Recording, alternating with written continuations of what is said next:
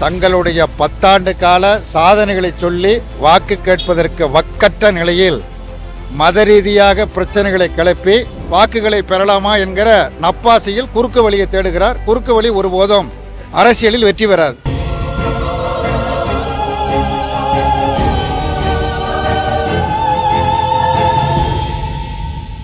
வணக்கம். 18வது மக்களவைக்கான பொதுத் தேர்தல் 7 கட்டங்களாக நடைபெறும் என்று அறிவித்து முதற்கட்டமாக தமிழ்நாடு, புதுச்சேரி உள்ளிட்ட 40 தொகுதிகளுக்கும் வெற்றிகரமாக நடந்து முடிந்திருக்கிறது. இந்த முதற்கட்ட வாக்குப்பதிவு என்பது இந்தியா கூட்டணிக்கு முதற்கட்டமாக கிடைத்திருக்கிற மகத்தான வெற்றி தேர்தலாகும். தமிழ்நாடு, புதுச்சேரி உள்ளிட்ட 40 தொகுதிகளிலும் இந்தியா கூட்டணியின் சார்பாக நிறுத்தப்பட்ட வேட்பாளர்கள் 40 பேரும் வெற்றி வாகை சூடுவார்கள். நல்ல வாக்கு வித்தியாசத்திலும் வெற்றி வாகை சூடுவார்கள். இந்த வெற்றிக்கு மிக பெரும் பங்களிப்பை செலுத்திய குறிப்பாக தோழமை கட்சிகள் அனைத்தையும் ஒருங்கிணைத்து சென்ற நாடாளுமன்ற தேர்தலைப் போல ஒருங்கிணைத்து மிகச் சிறப்பாக அதற்கு தலைமையேற்று பணியாற்றிய மாண்புமிகு முதலமைச்சர் அவர்களை நானும் கட்சி நிர்வாகிகளும் மற்றும் திருப்பூர், நாகப்பட்டினம் வேட்பாளர்களும் சென்று சந்தித்து அவருக்கு நன்றி தெரிவித்து வந்தோம். அவரும் 40 தொகுதியிலும் நம்முடைய அணி மிக சிறப்பாக வெற்றி பெறும் என்று தெரிவித்தார். இந்த 40 தொகுதிகளில் முதற்கட்டமாக நடைபெற்றது என்பது தற்பொழுது மற்ற மாநிலங்களில், வட மாநிலங்களில் நடைபெறக்கூடிய தேர்தலில் மிகப்பெரிய தாக்கத்தை ஏற்படுத்தியிருக்கிறது. தமிழ்நாடு, பாண்டிச்சேரியில் 40 தொகுதிகளிலும் இந்தியா கூட்டணி வெற்றி பெறும் என்பது இந்திய அளவில் மற்ற மாநிலங்களிலும் இந்தியா கூட்டணி வெற்றிக்கு வழிவகை செய்திருக்கிறது.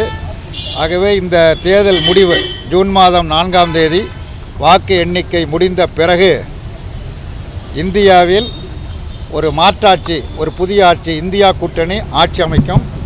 பாஜக கூட்டணி என்பது 3ஆம் முறையாக ஆட்சி அமைப்பது என்பது முற்றிலுமாக சாத்தியமல்ல என்பது நிரூபிக்கப்பட்டு இருக்கிறது. ஆகவே இந்த தேர்தலில் இந்தியா கூட்டணிக்கு வாக்களித்த தமிழக வாக்காளர் பெருமக்கள் அனைவருக்கும், வெற்றிக்கு உழைத்த தோழமை கட்சி தலைவர்களுக்கும், குறிப்பாக மாண்புமிகு முதலமைச்சர் அவர்களுக்கும், அதேபோல் இளைஞரணியினுடைய செயலாளர் உதயநிதி அவர்களுக்கும் மற்றும் தோழமை கட்சி தலைவர்களுக்கும், தேர்தலில் இரவு பகல் பாராமல் பணியாற்றிய கூட்டணி கட்சிகளைச் சேர்ந்த தொண்டர்கள் அனைவருக்கும் இந்திய கம்யூனிஸ்ட் கட்சியின் சார்பில் நன்றியை தெரிவித்துக் கொள்கிறேன்.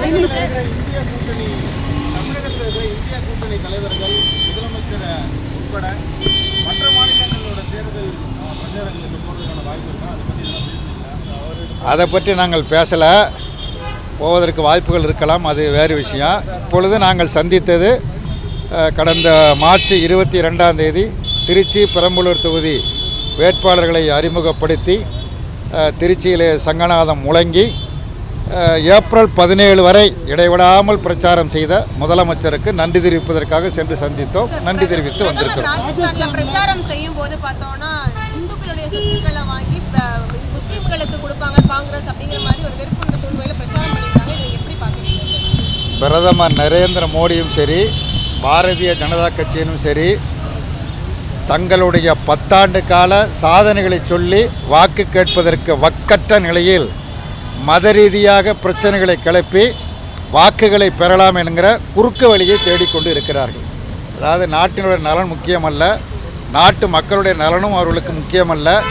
ஏதாவது ஒரு வகையில் மத ரீதியான மோதலை உருவாக்கி மக்களை பிளவுபடுத்தி வாக்குகளை பெற்றுவிட வேண்டும் என்கிற குறுகிய சிந்தனையோடு பிரதமர் செயல்படுகிறார், பாஜக செயல்படுகிறது. நாட்டு மக்கள் நிச்சயமாக இந்த குறுகிய நோக்கத்தை நிராகரிப்பார்கள். இது குறித்து முறையீடுங்கிறது ஒரு பக்கம், மக்கள் இருக்காங்க, அவர்களை காட்டிலும் மக்கள் இதை பற்றியெல்லாம் பரிசீலிப்பாங்க.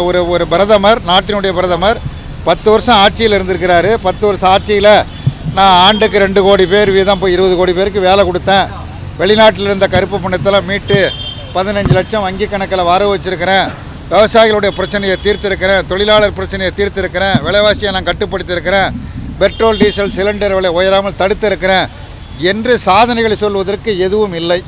அதன் காரணமாக இந்து, முஸ்லீம், கிறிஸ்தவர், சீக்கியர் என மத ரீதியாக மக்களை பிளவுபடுத்தி வட மாநிலங்களில் தமிழ்நாட்டில் 9 முறை சுற்றி சுற்றி வந்தார். பூனை உரிய சுற்றுவதைப் போல சுற்றி வந்தார். இங்கே எதுவும் கிடைக்கவில்லை. இப்போ எதுவும் கிடைக்காத நிலையில் வட மாநிலங்களில் போய் இப்படி மத ரீதியான கருத்துக்களை சொல்லி வாக்குகளை பெறலாமா என்கிற நப்பாசையில் குறுக்கு வழியை தேடுகிறார். குறுக்கு வழி ஒருபோதும் அரசியலில் வெற்றி பெறாது.